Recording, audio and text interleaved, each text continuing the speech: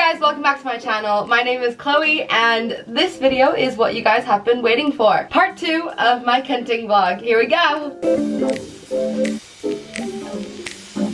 So we started off day 2 with a breakfast, but not just any breakfast, a buffet style breakfast. And well, I have mixed feelings about buffets. I feel like buffet food is always really hit or miss, and maybe I'm absolutely wrong here, but if you agree, comment down below and let me know what you think, or like any stories you have. But in my experience, either buffet food can be like, wow, damn, that's so delicious and I can eat so much of it, or like, I don't want to touch anything and all of this disgusts me. So for the first plate of food, we got a salad, some fried noodles under this ooey gooey fried egg, as well as a mini Chinese zongzi and a fried sweet potato cake. So the first bite I bit into this potato cake was kind of whack. When I say whack, I mean I couldn't decide if I liked it or not. So as fried food are, you expect it to be crunchy, at least to some degree. This was not crunchy, it was soggy. The filling was just mashed sweet potato. You can't really mess that up because you literally take sweet potato and you go, and then that's it. You don't even season it. But somehow, this sweet potato cake had no sweet potato flavor, which confused me so much because it's fried, but it's not crunchy. It's made from sweet potato, but it has no sweet potato flavor.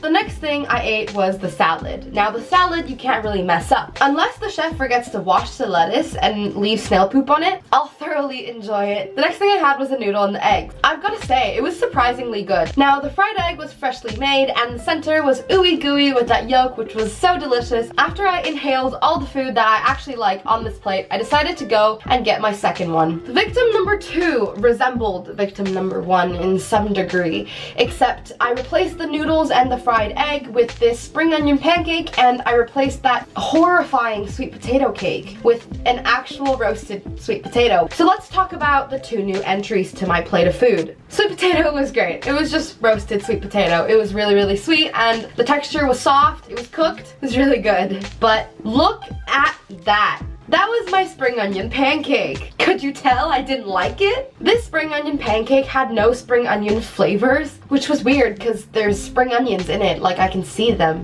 I was so disappointed because spring onion pancake could be so good if you make it right, but this was not it. Alright, now let's talk about the zongzi. Now, for those of you who don't know what this is a Chinese mini version of a zongzi. Now, there's a whole story behind this food, which I'm not going to go into, but if you want to know the story, comment down below and I'll explain it as well as I can. So the zongzi is made from glutinous rice with a variety of different types of fillings. It could be red bean, it could be plain, it could also be what I got in this video, which is braised pork, soy sauce, peanut, and dried mushroom. All of this is then stuffed and wrapped into bamboo leaves, then it's steamed and then served. I grew up with it, so it's something I love eating. After we devoured our breakfast, we went back to our room and we decided that we're gonna go to the beach. It literally felt like a miracle because yesterday it was rainy and it was gloomy and there was no sun, so we're gonna go to the beach and have some fun. The beach was mostly empty, so we grabbed a floaty and went straight to the water. Now here's some photos of me that you totally did not ask for, but I'm giving you anyway.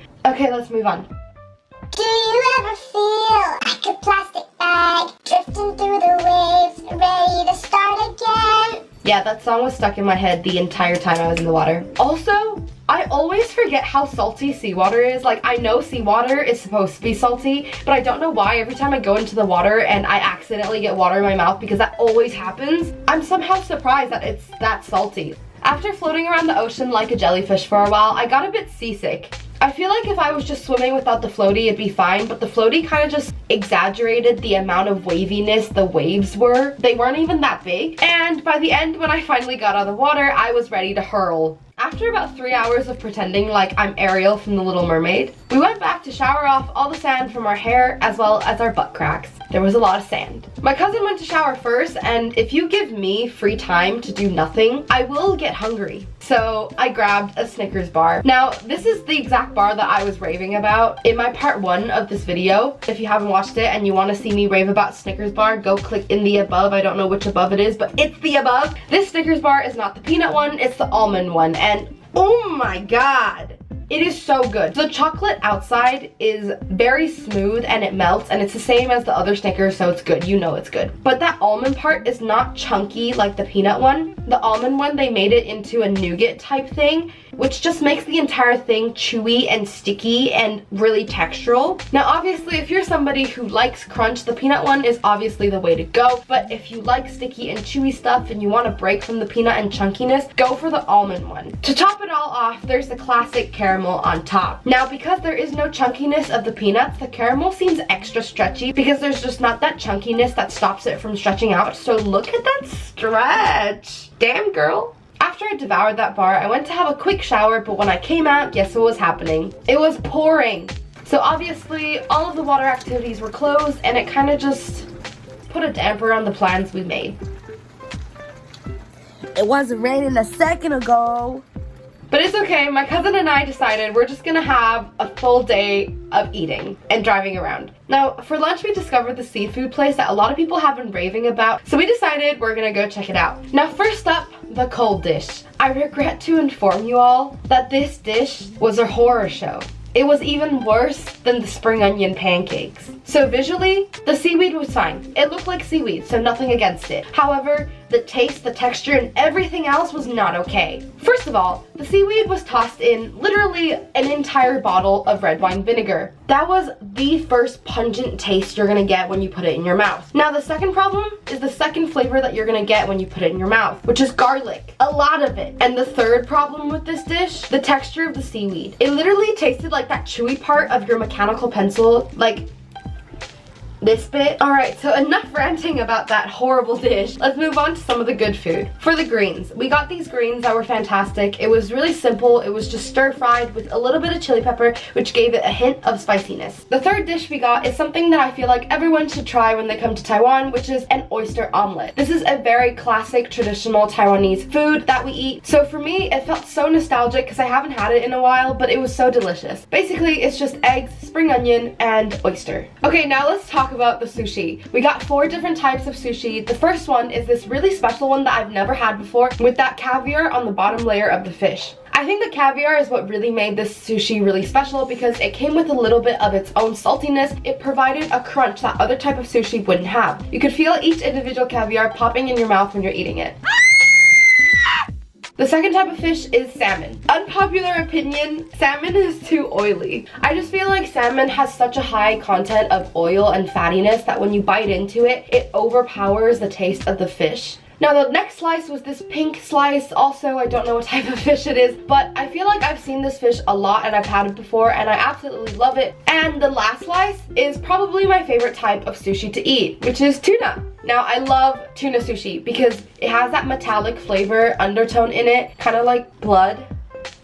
I swear I'm not a vampire. So that pretty much sums up lunch. Can you smell the garlic from my breath? Because I can. So in attempt to cover that up, we're gonna go get some dessert and afternoon tea. We drove around Kenting and we found this restaurant called Bobo Chufang. Can we just take a moment and appreciate the aesthetic of this restaurant? It's so cute and it's so vintage, but it's so chic. From the 4 dessert options that they offered, we ordered the grandmother's apple pie and the chocolate explosion. For the drinks, I got a caramel latte and my cousin got a fruit tea. Now the cake and the pie came first. First impressions, it was so cute. It was nicely plated and it looked really modern but had a little bit of a homemade feeling to it. Next up was my caramel latte. It was probably the best caramel latte I've ever had. This store makes their own homemade caramel and infuses it within the coffee and the latte instead of drizzling it on top, which made it extra special because you could really taste the strong caramel flavor in the coffee. Now to the chocolate explosion cake. This cake confused me. Now the things I loved about this cake was the flavors. The chocolate was really rich and really intense. The raspberry was a perfect combination with that intensity of chocolate to kind of balance the flavors out. My favorite thing was probably the crumbs on the side. It was really chocolatey, but it had a hint of saltiness, so it was like a salty sweet type crumb. Now the problems I had with this cake was that I couldn't tell if it was a cake or a brownie, where it was dense and soft, but crumbly. Moving on to the grandmother's apple pie. This apple pie was really delicious. The apple was well coated with cinnamon and a hint of nutmeg. The pastry and the crumb was a nice texture, paired with that vanilla ice cream, which gave it kind of another dimension to the flavor palette. Wow! I had a sip of my cousin's fruit tea and it was so delicious. That passion fruit on the bottom really gave it a tropical flavor, and all the fruit added was so fresh and gave it a refreshing touch. By this point, we were so full and we were ready to go back to our hotel. It's raining, so we're gonna play a game. I'm ready! So the rules of this game: one person wears a headphone, the other says a phrase, a word, whatever they want. Now the person wearing the headphones will be blasted with music so they can't hear anything. Simply by lip reading, the person with the headphones would have to guess what the other person is trying to say. 垦丁大街，你爹爹要知 what？ 垦丁大街，小丁大便。垦丁大街，耶！不运动，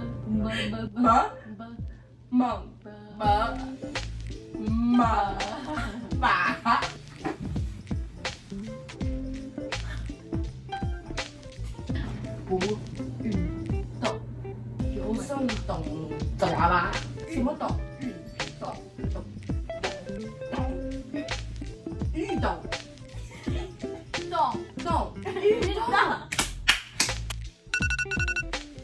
Around 7:30 p.m. my cousin and I were getting hungry again, so we decided we're gonna drive to Kunting Night Market and get some food and come back to the hotel to eat it. Some of the food we got were the same as the first night, however there were a few things that we found that were new. First up was this bolo stand. It was literally a meal in a box. There was bread, there was meat, there was cheese, there was a salad, there was some chips. Wow! So for the drinks, we got a sugarcane drink. It was just sugarcane with some tea in it. It was really refreshing and really nice. We got another Mr. Ball fried meatball thing because it was so delicious the first night we had it. But this time, instead of getting the mozzarella flavor, we got the bacon green apple flavor, which sounds kind of weird, but it was so delicious. That green apple gave it an extra hint of sweetness, which really balanced out the saltiness of the meat. By this point, we were kind of exhausted, and I feel like you guys could tell from the video, so we were ready to go to bed.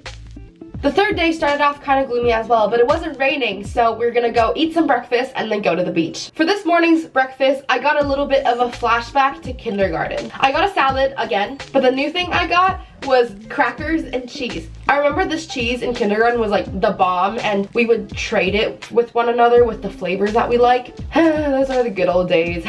Today is our last day in Kunting, so we're gonna spend some time on the beach and just really enjoy this moment.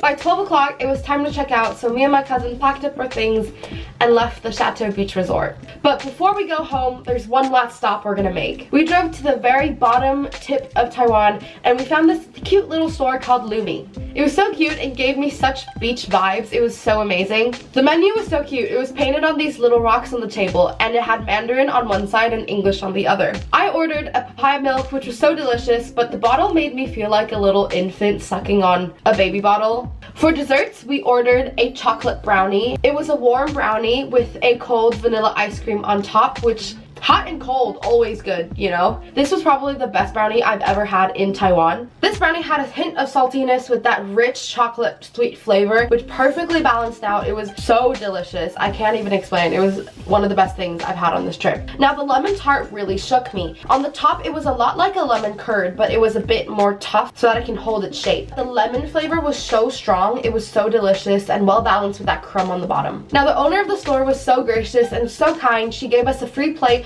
of these Dutch desserts that I'm not even gonna try and pronounce because I will definitely butcher the pronunciation of that word. Basically, it just tasted a lot like a pancake, but in the middle, it was more chewy and soft. And that was the last meal we had in Kunting. After this, my cousin and I got on the car and drove back to Taichung, and our road trip finished.